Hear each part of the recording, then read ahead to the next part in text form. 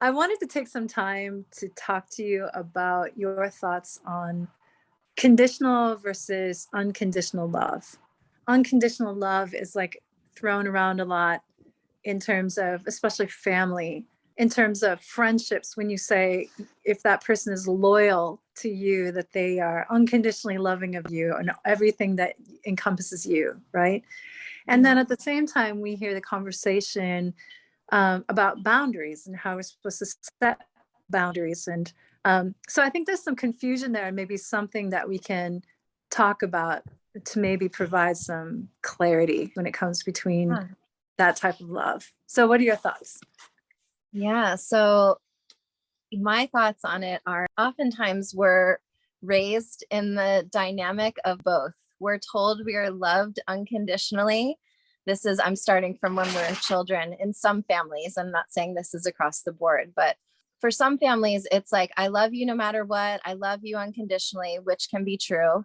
And then there's more of like this mental energy and emotional energy of, but here's how you are to be a human, a good child, a good sister, a good daughter, a good son, and there's this concept of like, here's how the blueprint of how to do this. And so we're taught like what's good and bad, what's right and wrong.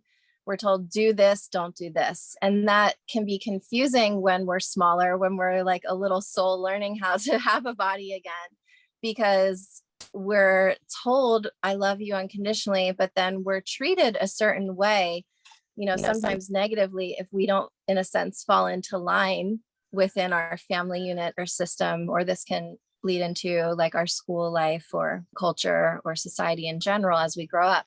To me, that idea, it's confusing in your humanness to be told one thing, but then you're feeling another way. And so then on some level, you start to think to yourself, am I worthy of receiving unconditional love? And maybe that's stored subconsciously, because if you don't do what you're told, then oftentimes it's like, oh, well, I'm not going to love you. I'm going to be, they don't say that to you, but you're going to be put in the corner or time out or whatever it is. And then you feel bad and you feel sad. And sometimes there's not an allowance for like processing the feeling of what actually happened. So that would be kind of my experience of like unconditional and conditional love, and how like both can exist at the same time. Because on a soul level, we do love unconditionally, but then there's that like human element of like people have expectations on us. And so it's like, how do we navigate that? Right. Yeah. Well, and then I'm thinking too, as we get older, we go through more experiences that change us, right?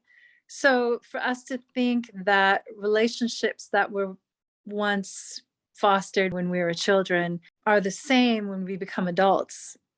And, for example, like especially family is a good example, because as you get older, of course, your parents are always going to think of you as your little toddler self running around, or maybe you were a wicked teenager running crazy.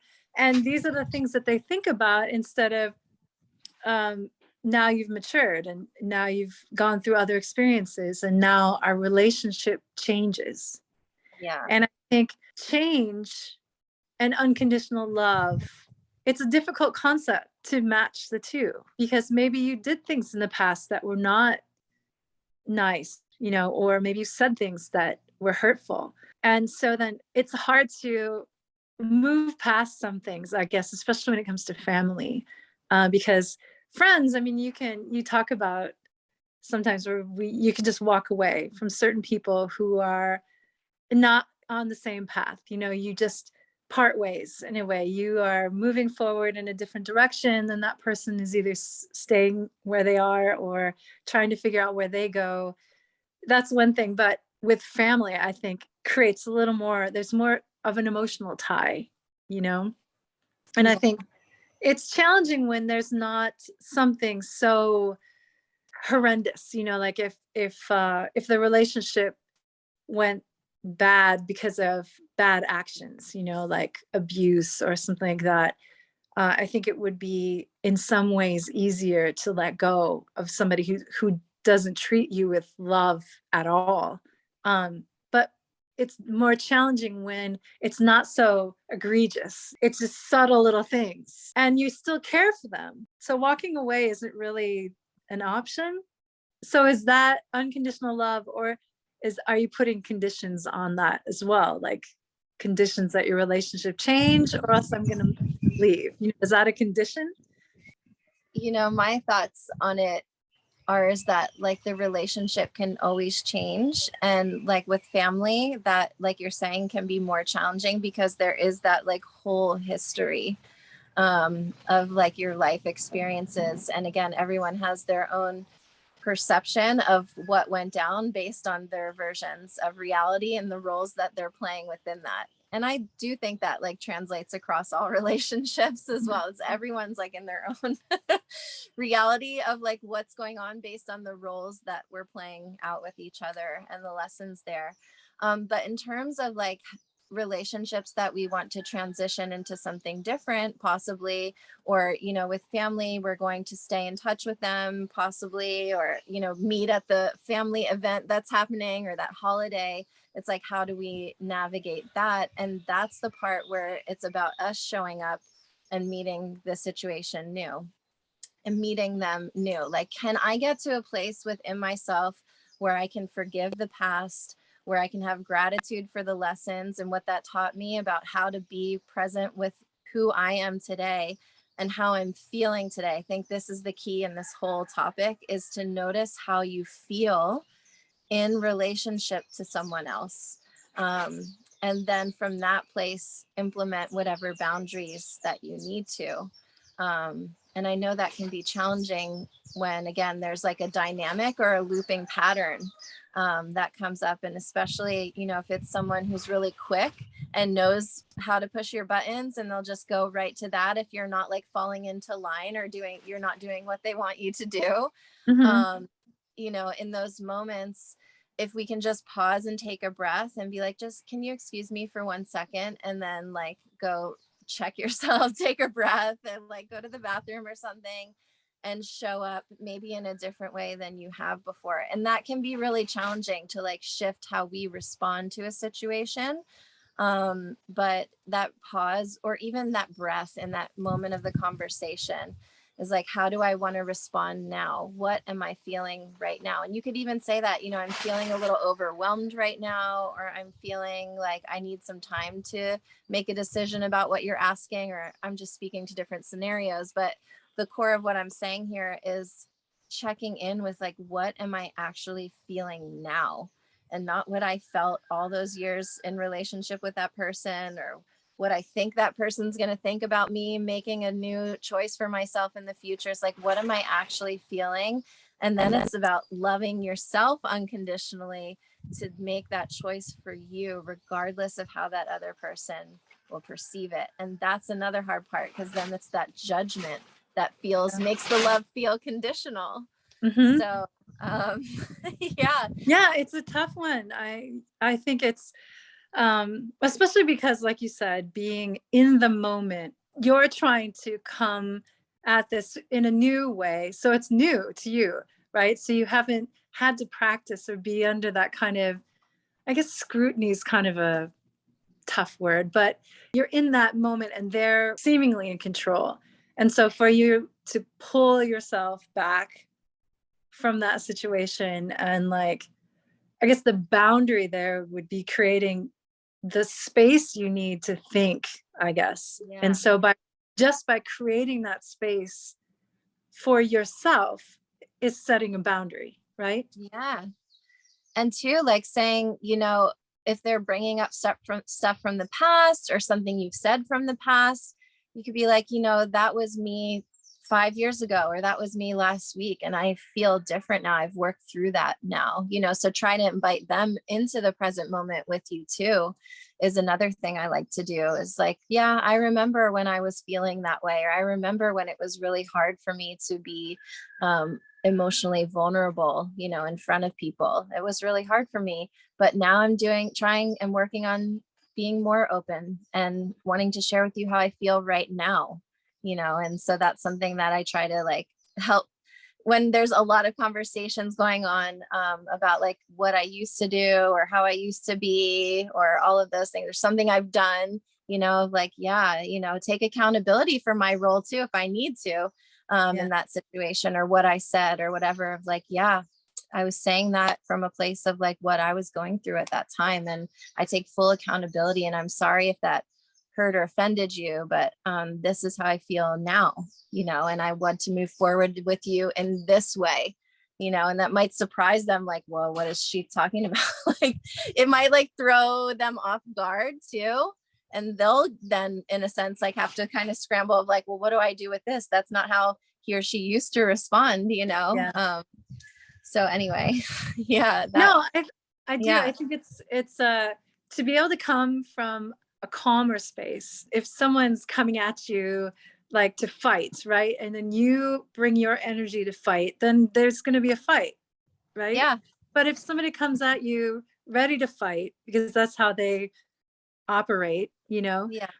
and then you come passively, it diffuses their energies, and so, I mean, I don't know, like in some situations, I'm sure I'd be excusing myself quite a bit.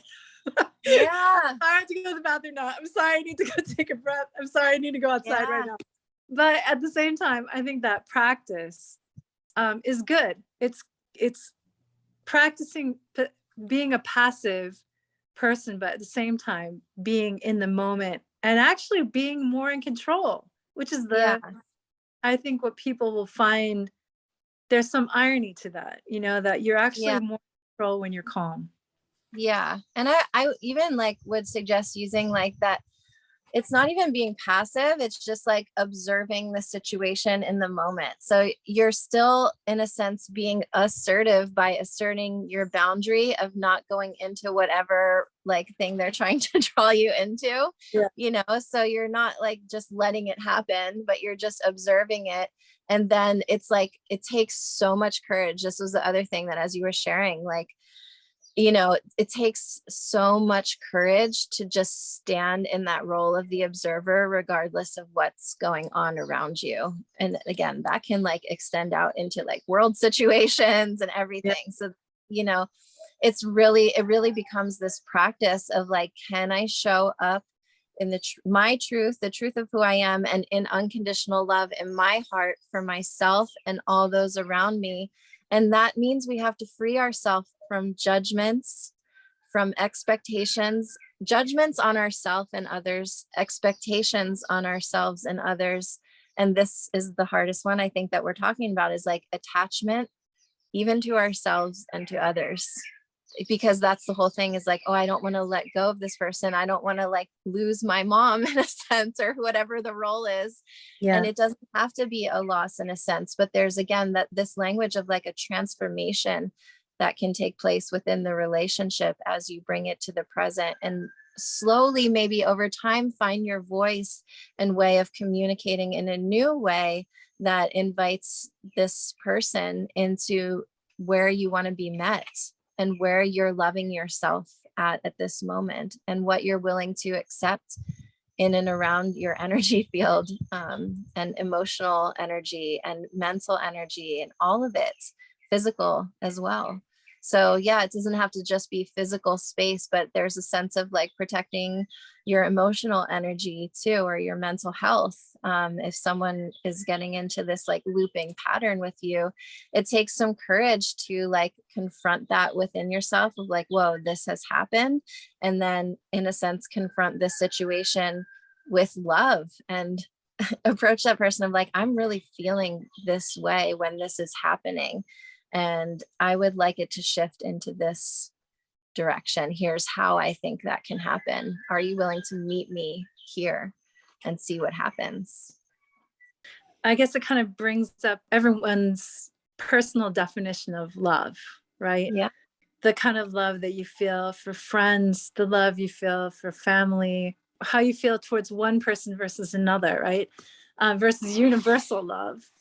And I was thinking while you were talking about that, it's like when we say I love you or I'm releasing you with love, like, is that are you really feeling like that you're giving love by doing this, or is it just something that we say is a nice thing to say? Like, I don't know, like, when you're at the grocery store, for example, and someone says something obnoxious or whatever, and you want to just say, I release you with love and light. Like, it doesn't have to be to their face, but is that really love, or is that just a way of you convincing yourself that you should be exuding that more positive energy, I guess? Well, I mean, that question and that like conversation again is like, we love all beings unconditionally because we are all one. We're all from the same source, universe, God, whatever word you want to use it. Like, we're all that energy. So honestly, like when we talk about different roles, and this is something that's been challenging that I've shared with a few people in my life, but it's like, I really practice unconditionally loving and letting go of like all roles and attachments to roles, because yes, I have closer or deeper connections on some level, of course, like with my child or with people who are really close to me. It's a different connection because there's a different purpose there. But the love is unconditional for all beings. For the person who was mean to me at the grocery store, like there's this unconditional love of like, wow, he or she must like really be hurting or struggling or going through something in their life. So I can have compassion where they are, but I'm still going to create that space between like, wow, I'm going to like get out of here as soon as I can. Cause that doesn't feel, there's that like feeling word again, this energy that's being projected towards me is not feeling safe or comfortable for me. So I'm going to remove myself from the situation, leave the store, and that one it's easy to do, and release that in a sense of like, oh, that experience happened. And like, I'm just going to send unconditional love and release this whole situation from my energy field at this moment in time. So Right. yeah. To not let it bring down your day. Yeah. Yeah. Yeah. I think that is definitely something that requires a daily practice. Like, Yeah. by putting yourself into situations daily, we're constantly practicing unconditional love. Yeah. But it starts from within yourself. And Yeah. I think that that is the place to begin, like self-love, unconditional self-love.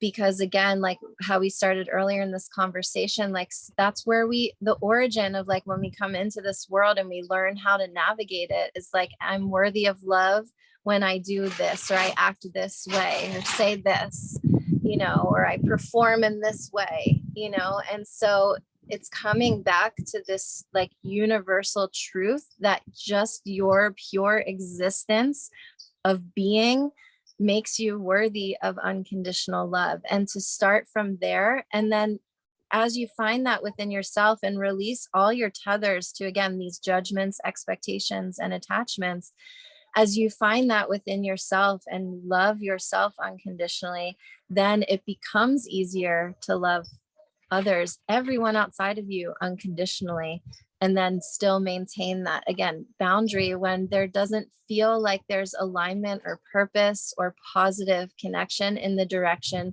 that you as an ascending soul or spirit want to be going in. And if that's your goal or that's your intention, to have positive, loving, supportive relationships, holding that energy of intention, and then feeling, oh, this environment, this relationship feels positive, loving, unconditionally loving and supportive to me. And then the ones that don't, that's where we give less time or energy or attention.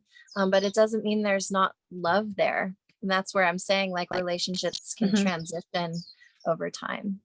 So, yeah.